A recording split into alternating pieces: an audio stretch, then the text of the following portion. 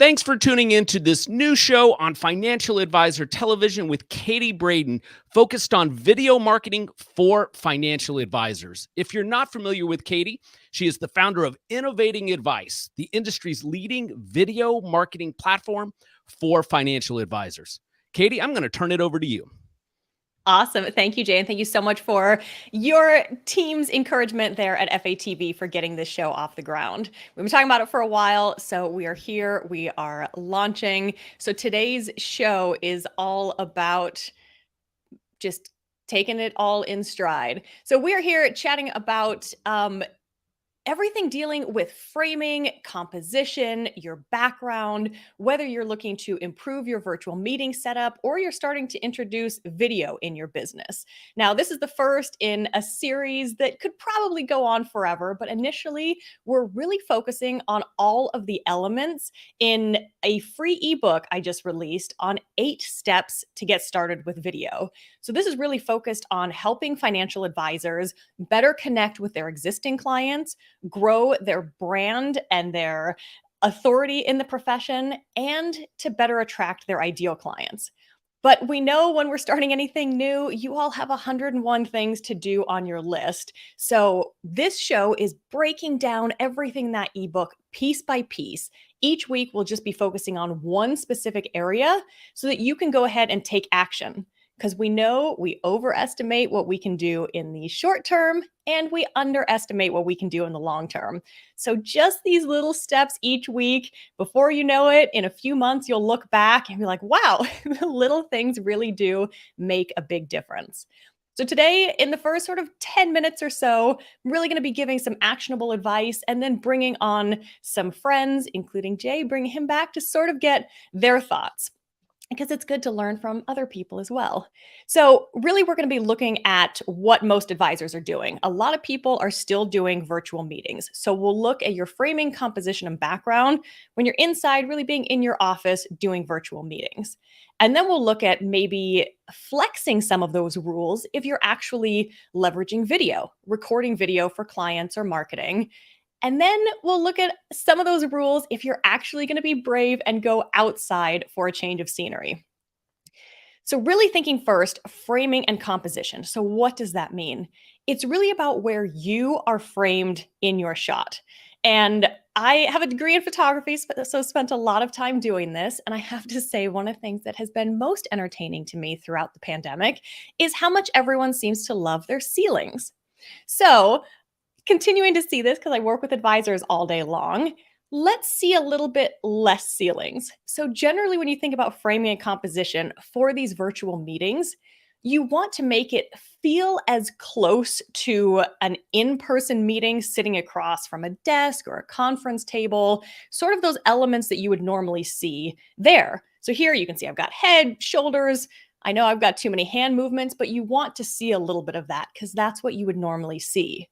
So when you're thinking about your framing and maybe playing with your webcam or your laptop, think about tic-tac-toe. So take your screen and pretend there's 2 horizontal lines, 2 vertical lines, and you're playing tic-tac-toe. Now, what you want to do is you want to have that top line here be sort of right here. So your eyes just above it. And for a lot of people, I'm seeing a whole lot of meetings where I'm talking with advisors and they're like way down here. Now, if you think about kind of how that comes across, there's a lot of almost subconscious messaging that can come through there, but that doesn't convey a position of confidence and competence, which you very much want to come through. So having your, face up at the top, your eyes right there, and making sure that your camera is positioned so that it is right at eye level or slightly above. So we don't really want to be staring directly up the nose or directly at chins. So for a lot of people, and there's been some very creative ways of lifting up your laptop or your webcam, but get it on a stand so that it's up. And that also is so good for your body because we shouldn't actually be hunched over our computers all day long. So when it's at eye level, your doctor, chiropractor will love you for it because that helps you maintain that good posture throughout the day. And that even comes through in your presentation. So you'll notice I said kind of make sure you're centered for these virtual meetings. And another way to think about it, if you're like, I don't really know where those lines go, generally always make sure you have more room below your chin than above your head when you're framing. So you should kind of be right in there. Now you might be thinking, well, what goes out here? And this is where you can get a bit more creative. But generally, you want to make sure that you don't really have anything right behind your head. So, depending on where I'm standing, where the camera's at, like I generally don't have anything right behind my head. And it's actually good to have things that go off the screen a little bit. So, sometimes I'll see people kind of try to fit everything in the frame, which you can do. But if you have it go off the screen, that actually serves to draw your eyes in. And when you are meeting with clients and prospects, you want to make sure that you are the key subject in the frame. And that, maybe you can use lines like even the lines on the bookcase, whether you realize it or not, that is drawing the eye in. So it also, I'm actually just in a little corner here, but you don't have any idea how big this space is. So it can look bigger by doing that as well. Try not to have anything coming out of your head unless you're wearing like a cool fastener or hat. But a lot of times that can be really distracting. And so the conversations that you're having with clients can often be, emotional. They're sharing their goals and dreams and maybe sharing things they didn't even realize themselves. But if you have some of these distracting things, like if you're, positioned way down here or you have a lamp coming out of your head, that can actually be much more distracting to them than they realize. And because, people's minds tend to wander, they can get sort of fixated on stuff like that. So, again, try not to have anything right around your head, have stuff kind of going off the screen wherever possible, and make sure that you are in that sort of top third with more space below your chin than above your head. So I did also touch on backgrounds in there and kind of what you should have. And one thing I also wanted to touch on is a lot of people are using that Zoom blur. Now, this is a real background. It's all real books and stuff. So I have, a professional camera that really most people don't need. But a lot of people try to emulate that with that Zoom blur background. Now, again, I mentioned how these distractions can come into play. And if you're as animated as I am, right, with hand gestures everywhere, that's probably going to be very distracting to people trying to listen to your message, which is so important. And the information you're conveying to people is so important. So I really encourage advisors not to use that Zoom blur background for that distracting purpose. And also because people can, again, sort of in the back of their mind, start to wonder, well, what are they hiding? Like, what shouldn't I be seeing? And so I actually put a poll out on LinkedIn recently and I asked other people's thoughts because, again, I'm not the be all end all, but a lot of people kind of said the same thing. But I did get comments around people saying, look, sometimes, younger advisors are working with high net worth clients or people are, living in situations or working in a bedroom and they don't want people to see that.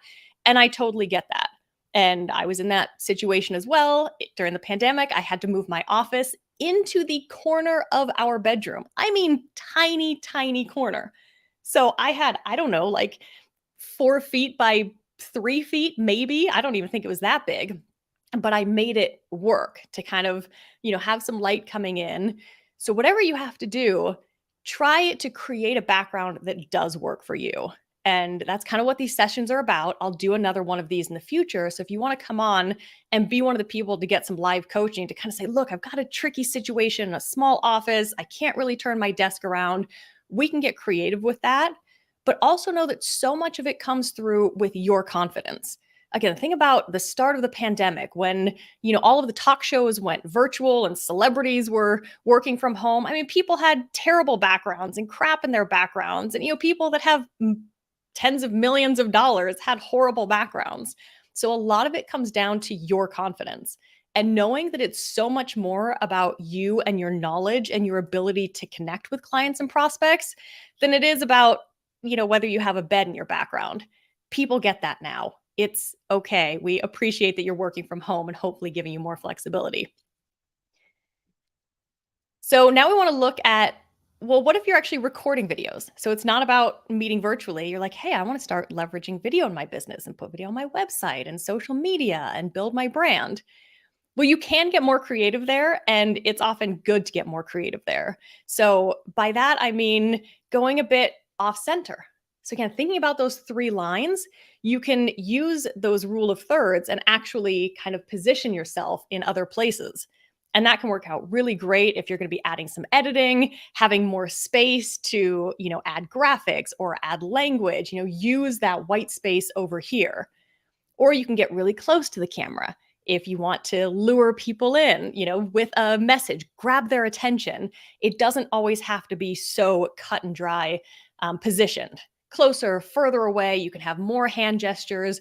Just know if you're doing that, you can kind of bend the rules a lot more in those situations. So now thinking about that, going outside. And again, this would be recording videos. And this is such a great thing to do because so many people are nervous about creating videos, right? It's not a natural talent for a lot of people in financial services. And so I always recommend people start by, standing up and go outside. And especially people that love, hiking or biking, or you're on the golf course or fishing or anything you do outside where you're really in your element. And because this profession is all about building relationships, people love seeing you in your element.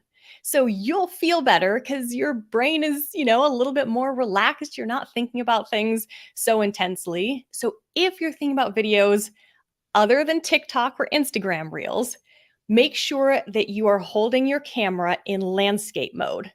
And we hold our phones, in portrait mode and so often record in portrait mode.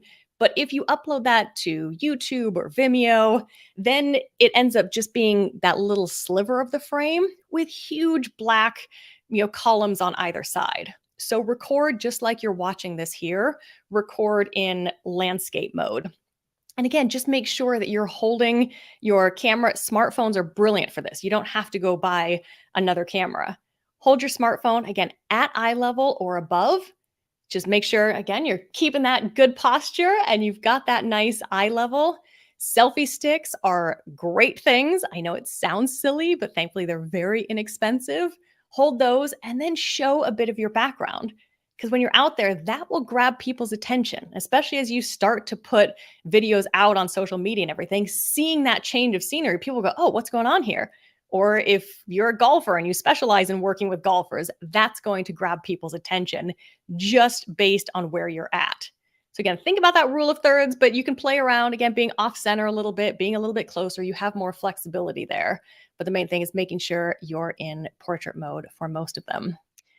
So that's sort of a short and sweet overview of something. All of these things can be done for free, which is the other brilliant thing about it. So often advisors want to get started with video and, start adding up the costs of production and lighting and editing and audio and cameras. Framing and composition is all totally free. So I'd love to see any changes you make with where you're currently at and how you sort of adopt some of these rules, see how it maybe helps your confidence going forward. And with that, I would love to bring on Elliot. Hey, Elliot. Hey, Katie. So I'm going to bring it this way. That way we can see your framing as well. And full disclosure, Elliot has already gone through my 3-month video creation masterclass for advisors and has done amazingly. He has fully embraced video, just did an 18-minute video on Roth IRA conversions, which is super valuable.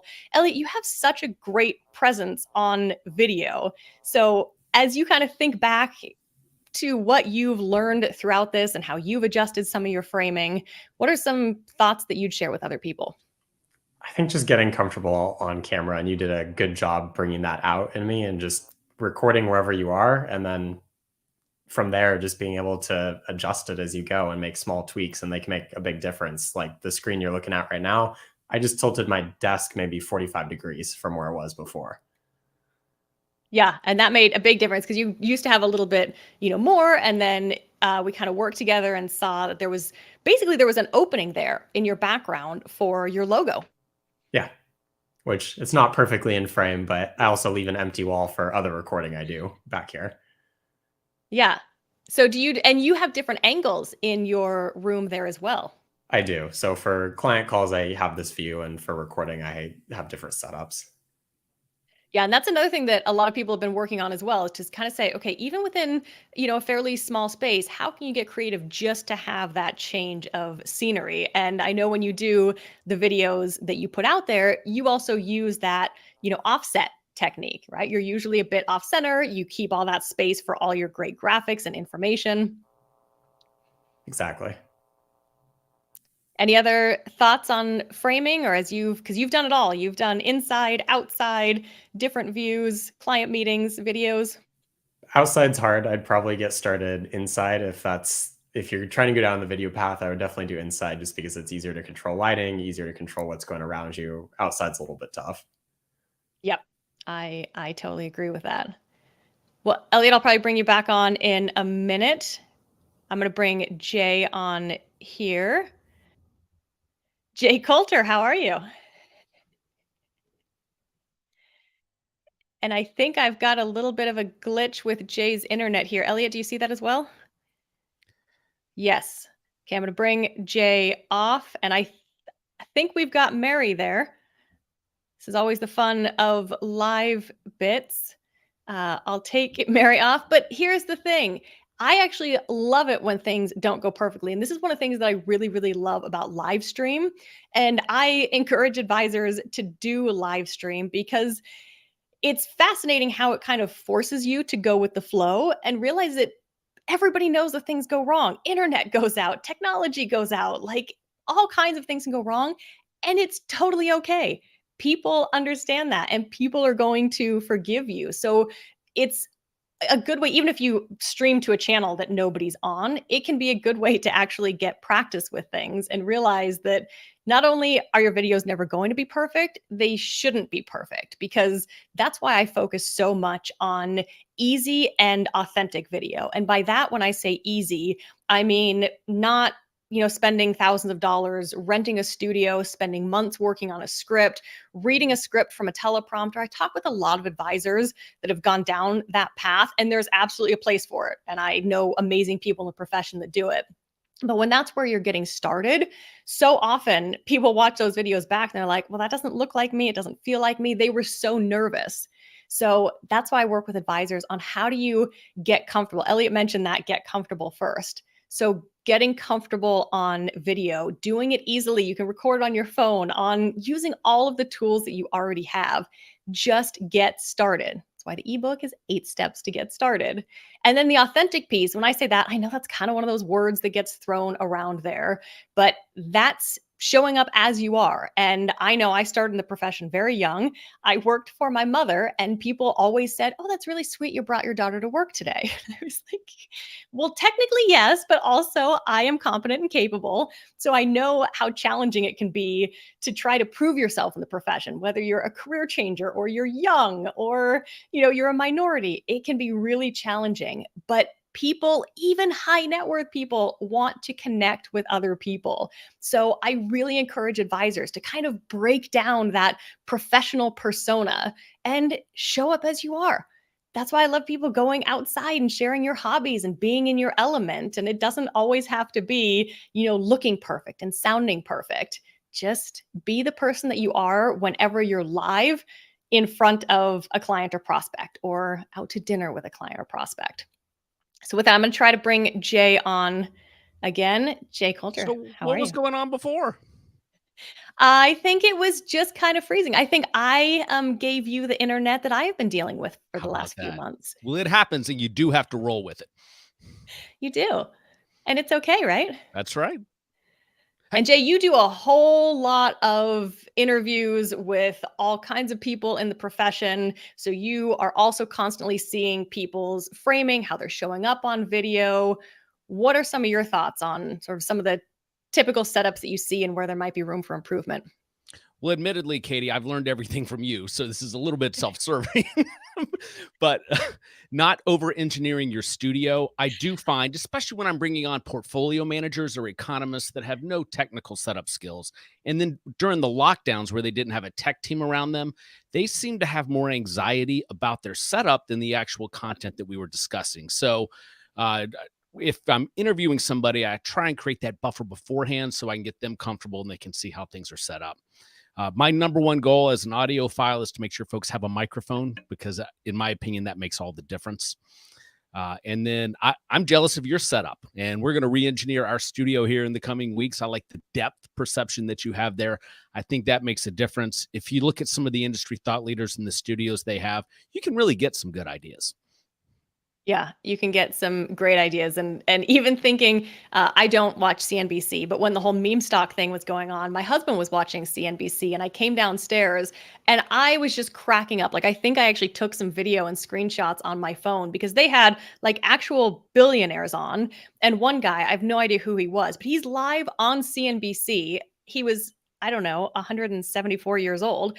And he was like looking over there the entire time, like with the camera here, and he's like writing on stuff. And I just kept thinking, I'm like, these are people with kind of all the resources in the world and how terrible their setups are and lack of comfort. And I get it, right? But they're still welcome on CNBC. So I say that to say, don't put so much pressure on that, right? Make sure that you're showing up and just keep practicing and getting better like anything. So, Katie, you do have a question in the studio. And if any viewers do have a question, feel free to just put it in the comment section on LinkedIn, YouTube, Twitter, Facebook, wherever you're watching. And this question from an anonymous user, they want to know, what is a great mic? What is your advice, Katie? Oh, and we're going to have a session on that coming up. So I'll answer that now, but just so everyone knows, every week we're going to hyper focus on one area. And so whoever this is, if you want to come on for live coaching, maybe we'll do audio next week. I haven't laid it all out yet. Then we can actually kind of do an audio test. So there are a few great microphones. During the pandemic, it was hard. So this is an ATR 2100. And I think it's like $70. It works great. I've had no issues with it. It's super portable if I'm traveling. Blue Yetis are also really great. And the main thing I would say, because supply chain issues and some things are in stock and some things aren't, go on Amazon and Google USB microphone. So that's the key thing. I still see people with headsets a lot, and I get that. But to me, it still sounds like you're beaming down to NASA back in the 70s. Like, I haven't actually heard a really great headset. And Jay, as an audiophile, would you agree with that? Without a doubt. And headsets, they just, and I have clients that use them when we produce their shows. They just don't look the way you want them to look. Yeah. And I there's still something kind of staticky that comes through there. Yeah. And I spent a lot of money on this microphone by design because I wanted that to be the centerpiece, because I was a podcaster before we ever did video. But you don't have to go out and spend thousands of dollars on a good microphone and still get good quality, to your point.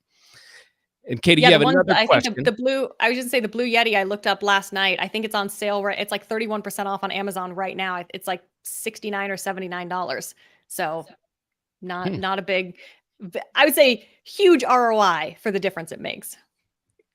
Next question is from Carlo Vale. Will there be a focus on video recording and video editing software? There will. Thank you, Carlo. Absolutely. So one of my hands down, my favorite step one editing software is called Descript. And so I teach this a lot in my workshops and masterclass, and it's brilliant, like absolutely brilliant. And they're coming out with a huge upgrade in the next month or two. And it's amazing for captions. You can literally, this is going to sound crazy, you can actually edit a video as easily as editing a Word doc. As in, it auto transcribes, it looks like a Word doc, you can move things around, delete where you messed up. It is amazing. So yes, one of these sessions is absolutely going to be focused on diving into that. And if you want to know what the other topics are going to be, head to innovatingadvice.com and you'll see that ebook right there. It's a free download, so you can see what all of the topics coming up are going to be. Next question. What type of camera? And I think the spirit of this question, Katie, is that's the most challenging thing for most people when they get started. I know it was for me, and you and I met after I was already up and running, and you changed my thinking about cameras pretty dramatically. What are your thoughts around a camera? Well, I'd like to hear what your thought was and how it changed. Yeah, so I bought an expensive camera. I beat my head against a wall trying to get the expensive camera to work well, especially when I was interviewing high-profile guests. And right now I'm talking to you through an iPhone. No problems. Yes. And iPhones are amazing, truly. Like I mentioned, I got my degree in photography, so I know good cameras. And still to this day, I am shocked at the quality of iPhones. So those work brilliantly. So the camera I have, which again, nobody needs just because my background and what I do is it's like a big Sony DSLR. So, you know, one of those chunkier cameras, not necessary. Truly, Logitech makes great cameras. So many people that do videos like the Logitech 1080p. I'm going to bring Elliot on again. Elliot, what is your camera?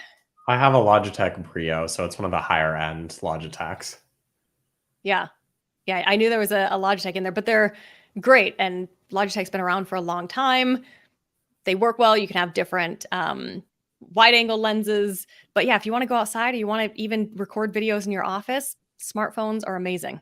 Otherwise, my MacBook Pro, the camera on there, just the built-in webcam is fabulous.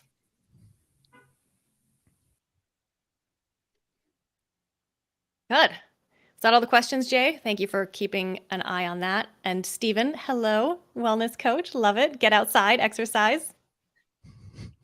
Stephen is wonderful. She works with advisors on wellness. So if that's one of your things, because that's also a thing that's come out, I mean, of the pandemic, but just life in general, is some advisors do say, look, I don't feel comfortable on camera, right? Like people that don't actually feel comfortable in their own skin, or so much stress and people have gotten out of shape and life gets in the way. Just since she's here, I absolutely want to give a shout out to Stephen, who runs Grow Wellthy, WELLTHY. She's wonderful.